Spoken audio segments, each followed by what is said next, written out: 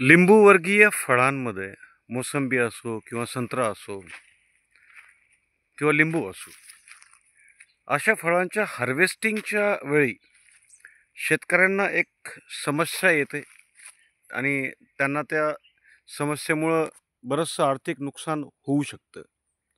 तर अशाच प्रकारची एक समस्या आहे ज्याला आपण म्हणतो देवी रोग किंवा इंग्लिशमध्ये आपण त्याला सिट्रस कॅन्कर म्हणतो. आता हे बघा, अशा प्रकारचं सिट्रस कॅन्करचं प्रादुर्भाव फळावर जाणवतो आणि हा फक्त फळावरच नाही तर बाकीही झाडाचे जे आहेत अंग त्यांच्यावर होतो. तर आपण याचा प्रादुर्भाव का होतो, कशामुळं, याचे निवारण कसं करायचं, याच्याविषयी आपण योगेश म्हस्के सरांसोबत चर्चा करूयात आज. राम राम. राम राम. नमस्कार शेतकरी मित्रांनो.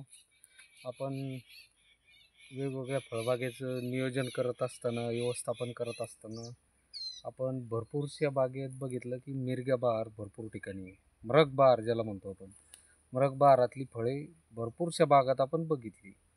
मग अशा बागेमध्ये सरांनी जसं आपल्याला व्हिडिओच्या सुरुवातीला सांगितलं की सिट्रस कॅन्कर, ज्याला मराठीत आपण दैवी किंवा खैऱ्या रोग म्हणतो, जो लिंबूवर्गीय पिकांवर जास्त त्याचा प्रादुर्भाव असतो. त्याचसोबत याचा प्रादुर्भाव कसा येतो किंवा मग कोणत्या याच्यामुळं हा रोग कसा ॲक्टिवेट होतो याची आपण आज माहिती जाणून घेणार आहे. तर सर, हे कोणत्या प्रकारचा रोग आहे आणि याचा स्प्रेड कसा होतो? हा जीवाणूजन्य रोग आहे सर. आणि हा जो रोग आहे हा वातावरणातील बदलामुळे पण होऊ शकतो. हा हवेतून संसर्गजन्य रोग असल्यामुळं, जीवाणूजन्य आणि संसर्गजन्य रोग असल्यामुळं याचा प्रादुर्भाव व्हायला किंवा याचं प्रसारण व्हायला वेळ लागत नाही कुठल्याही बागेत. आणि कुठल्याही लिंबूवर्गीय झाडावर हा पानामध्ये येऊ शकतो, देठामध्ये येऊ शकतो, फळावर पण येऊ शकतो. तर मग आता आज आपण ज्या बागेत आहोत इथं पण याचा प्रादुर्भाव आहे. आपण व्हिडिओमध्ये सुरुवातीलाच याची काही फळं दाखवली. तर हा वातावरणातील बदलाने हवेनं याचं प्रसारण होऊ शकतं किंवा अचानक वातावरणात पाऊस जर पडला तर पावसातून सुद्धा याचं पाण्यातून प्रसारण होऊ शकतं. किंवा मग काही आपण हँडलिंग म्हणजे बागेत आपण फिरतो, आपला एखाद्या या संसर्गजन्य फळाला किंवा या म्हणजे ज्या फळावर रोग आहे त्या फळांवर हात लागले आणि नंतर चांगल्या फळावर हात लागले तर याच्यातून सुद्धा याचं प्रसारण होऊ शकतं. तर याला म्हणजे नियंत्रण कसं करावं, याचं काही आहेत का उपाय याचे? सर, याचं नियंत्रण सुरुवातीला याच्यावरती कुठली औषधी नाही आहे सर. या रोगाचं नियंत्रण आपल्याला कुठल्या औषधीनं आपण करू शकत नाही.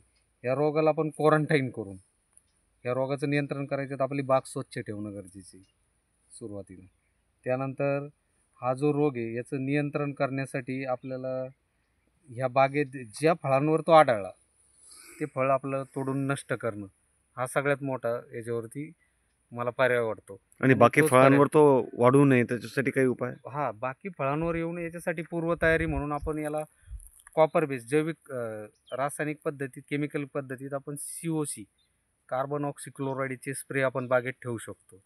त्यासोबत जैविक पद्धतीनं सुद्धा झांतोमोनस नावाचं किंवा झांतोनाशक किंवा झांतोमोनस नावाचं जे जीवाणू असतो तोच याच्यामध्ये आढळतो.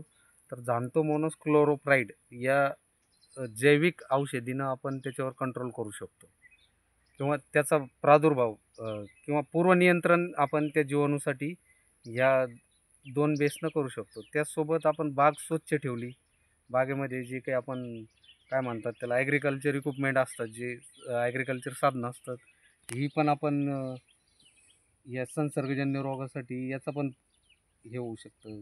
याच्यामुळे सुद्धा प्रादुर्भाव वाढू शकतो. तर आपलं सर्वात महत्त्वाचं ही फळं जर आपल्याला या बागेत आढळली तर ती आपण नष्ट करणं हेच सर्वात उत्तम याच्यावरती निदान आहे. आता हे झॅन्थोमोनास POP जे आहे त्याच्यामुळे त्याचा हे ज्याच्यावर अटॅक झालेला आहे अशा फळांवर आपण सुधार काही करू शकतो का? सुधार नाही होत सर, परंतु ते आहे तिथं ते थांबवू शकतो. त्याच्यामुळं बाकी अजून ठिकाणी नवीन फळाकडे जाण्याचं त्याचं आहे तिथंच तो स्टॉप होऊ शकतो.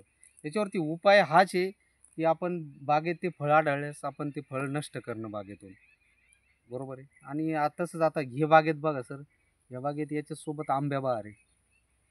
हा रोग फक्त फळावरच येतो असं नाही आहे, हा पानावर पण येतो, देठावर पण येतो. मग आपला जो आंब्या बहार फुटलेला आहे या बागेत, मग आता ही फळं आपण नष्ट करणं गरजेची आहे. याच्यावरती पूर्वतयारी म्हणून आपण जसं COC किंवा झांथोमोनस क्लोरोप्राईट जे जैविक बुरशीनाशक वापरलं जातं, जैविक जीवाणूजन्य कंटेंट आहे तो वापरू शकतो. किंवा त्याच्यासोबत आपण बागेत स्वच्छता ठेवणं गरजेचं आहे. बागेत जे काही आता काही बागेमध्ये गवत जास्त असतं, तर मग अशा वेळी फळं असताना आता ह्या स्टेजला तो जास्त येऊ शकतो. कोणत्या? ज्यावेळेत आपलं फळ मार्केटला जाणार आहे, बागेतून फळ आपण हार्वेस्टिंग करणार आहे, त्यावेळेत ह्या रोगाचा प्रादुर्भाव जास्त वाढतो आणि त्याला कंट्रोल नसल्यामुळं त्याचं नुकसान संसर्गजन्य असल्यामुळे फार प्रमाणात होऊ शकतं, तर गंभीर गवत प्रमाणात होऊ काढल्यामुळं शकतं. पण याचा आणि प्रादुर्भाव काय वाढतो. होतं, बागेत अशा वेळी गवत होऊन जातं. तर मग गवताचं आपण कटर वगैरे वापरल्यानंतर पण मग इथले जे जीवाणू असतात ते आपले फळावर त्याचा प्रादुर्भाव वाढून जातो. तर मग थोडंसं आपण बाग हार्वेस्टिंग होईपर्यंत गवत, इतर जे काही आंतर काही मशागती करीत असाल आपण, त्या थांबवायला पाहिजे. त्यातून सुद्धा याचा प्रादुर्भाव वाढू शकतो. आणि ह्या फळाला आपण समजा हातात घेतलं किंवा हात लावला, तर त्यानंतर आपण दुसऱ्या झाडाकडं न जाता आपण हात स्वच्छ करून किंवा बॅक्टेरियानाशक हाताला लावूनच नंतर आपण दुसऱ्या झाडाकडं किंवा दुसऱ्या बागेत जायला पाहिजे. याचे दुष्परिणाम असे की याच्या आजूबाजूच्या बागेवर सुद्धा होऊ शकतो. नवीन बहार जो जिथं निघतोय त्यांना पण याचा प्रादुर्भाव जाणवू शकतो. त्यामुळं शेतकरी मित्रांनो, हा रोग कुणी हे घेऊ नका, कारण या रोगाची लक्षणं फार विचित्र आहे. याचा प्रादुर्भाव वाढायला वेळ लागत नाही. त्याचसोबत याचा जो डाग येतो किंवा जिथं हे बॅक्टेरिया बसतात तिथं तो तपकिरी डाग तयार होऊन जातो फळावर. त्याच्यात कडकपणा येतो, ते फळ तडकू शकतं, ते फळ खराब होतं आणि मग ते मार्केट विक्रीसाठी म्हणजे फळ ते राहत नाही. तडकल्यामुळेच आपण त्याला कॅन्कर म्हणतो. त्याला तडकल्यामुळेच आपण त्याला सिट्रस कॅन्कर म्हणतो. तर याने काय फळाला आतमध्ये काही नुकसान होतं का फक्त वरून त्याचा कलर चेंज होणं किंवा हां, तेच. याची लक्षणं मार्केटमध्ये? काय आहे, याच्या झाडाची साल सुद्धा काळी होऊन जाते, हा रोग जर त्याच्यावरती असला. देठसुद्धा तुमचं या लक्षणातून किंवा हा रोग जास्त दिवस राहिला तर आपलं झाड डायबॅकवर सुद्धा जाऊ शकतं. म्हणजे जे फळ आपलं नंतर याचं नंतरची जी स्टेज आहे, हा रोग जर तुमचा फळावर राहिला तर नंतर तो देठामध्ये जर डायबॅक चालू झाला तर मग फळगळ जास्त होऊन जाते याच्यात. गुंडीगळ सुद्धा होते गुंडीगळ नवीन. नवीन जी येणारी गुंडी ती पण होऊ शकते आणि आहे ते फळ पण झाडाला सोडू शकतं. त्यामुळं याला कंट्रोलसाठी एकच उपाय, याला बागेतून नष्ट करणं. म्हणजे क्वारंटाईनच एक सगळ्यात महत्त्वाचा उपाय महत्त्वाचा याच्यामध्ये उपाय आहे. आहे. हो. आणि ते शेतकरी मित्रांनो, असा स्पॉट आढळल्यानंतर परत एकदा व्हिडिओमध्ये ते फळ दाखवा सर. हा स्पॉट आढळल्यानंतर त्याच्यावर कंट्रोल करणं फार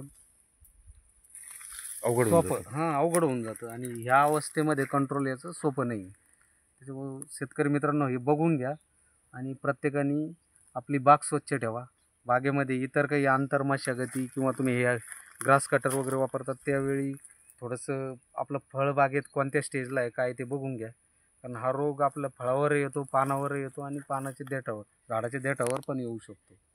त्यामुळे झाडात लक्षणं बदलून जातात सगळी आणि मग आपलं नुकसान होऊ नये म्हणून आता या स्टेजला हा व्हिडिओ आपण काढलेला आहे.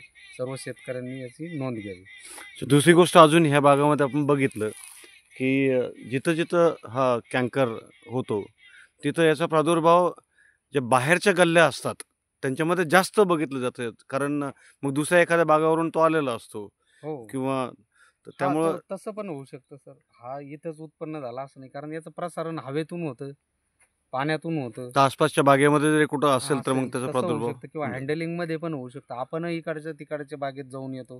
कधी-कधी शेतकऱ्यामार्फत सुद्धा येऊ शकतो तो. तर त्यामुळं काय होतंय, हा जो संसर्गजन्य रोग आहे याच्यावर कंट्रोल एकच आहे, आपण दक्षता घेणं गरजेचं आहे. आपली बाग वेळोवेळी स्वच्छ राहणं गरजेची आहे. त्याचसोबत जे काही बॅक्टेरियल फवारे असतात, वातावरण चेंज झाल्यानंतर काही जी बॅक्टेरियल जीवाणूजन्य फवारण्या असतात त्या घेणं गरजेचं आहे.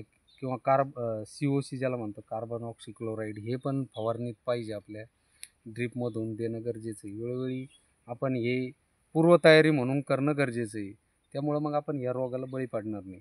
म्हणजे हा फळबागांमधला एक कोरोनाच म्हणायचा हो, समजा. फळबागेमधला एक कोरोनाच. कारण याच्यावरती तुम्ही झाडात जर इम्युनिटी पॉवर वाढवून ठेवली तरच हा कंट्रोल होऊ शकतो. अच्छा. चालेल. अजून काय सांगायचं तुम्हाला सर? नाही, काही नाही. धन्यवाद. धन्यवाद.